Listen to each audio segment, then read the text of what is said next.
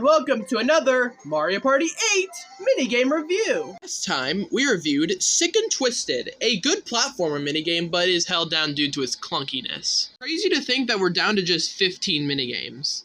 And we're up to our final battle minigame, by the way. This one being called Snipe for the Picking. So let's get to this minigame, shall we? So here's how you play this minigame. You are behind a balcony where you're like behind a shooting game, those types of balconies. I don't know what I'm talking about there.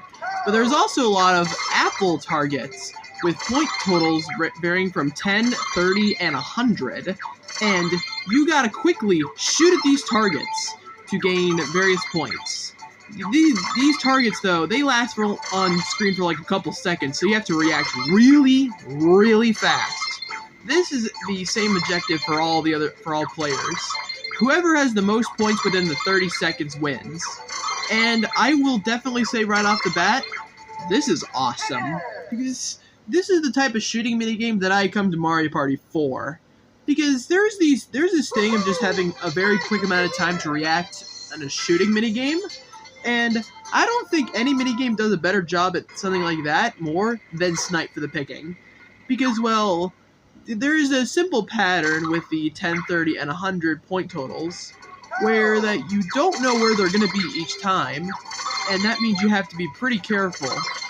Although, even though you're guaranteed to get something out of each shooting, well, unless you somehow miss the target board like you just saw there.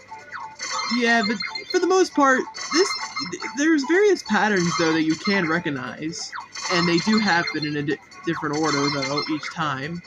But also, like, you gotta be pretty careful with how you move your Wii remotes, because you may try to hit the 100, but you might accidentally hit a 10 or 30 if you're not careful. But this minigame does a great job of just like, punishing very quick play, like 2 radical plays, like moving your cursor extremely fast. Like, you want to play it a bit slower than just radically moving your cursor, like, well, the Wii remote. And that really leads to some interesting plays, actually. Sometimes you actually get, like, the 100 points every single time. Other times you just miss the board at, like, 25% of the time. There's a lot of interesting strategies you can go this minigame, and that's what makes this minigame just so good to me. Like, I just can't help but love it. Like, for a battle minigame, this is just perfect.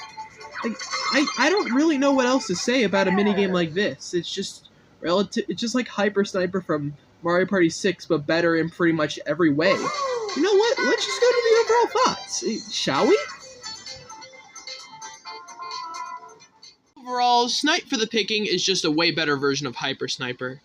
That minigame does a great job of trying to just shoot various targets. Like, for the 30 seconds it goes on for. I don't know how long it goes on for, but I think it goes on for the same amount of time as this. And I will say, it works even better, because there's like many targets. They're all shaped like apples, and the thing is there's various point totals from like 10 to 30 up to the 100. And here, you gotta react real fast to try to get the 100 or any point total on there. Like, you're pretty much guaranteed to get some points unless you somehow miss the dartboard. And I will say, even if you start off badly, you can catch up real quickly. It's what makes this minigame so unique, and especially with how quickly it goes, you have no time for nonsense. You gotta react real fast and just know where the 100-point targets are.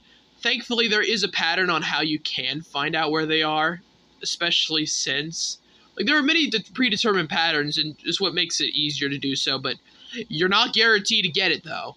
And it just makes this minigame so good, and it's awesome. It's awesome! You can see just how well, like, of how quickly you can go, and especially since this is the perfect minigame to fit into the battle minigame category of all things. It's just such a great minigame across the board. Like, great execution, great minigame overall, 5 stars for sure. Definitely a top 5 minigame overall. And that's it for today.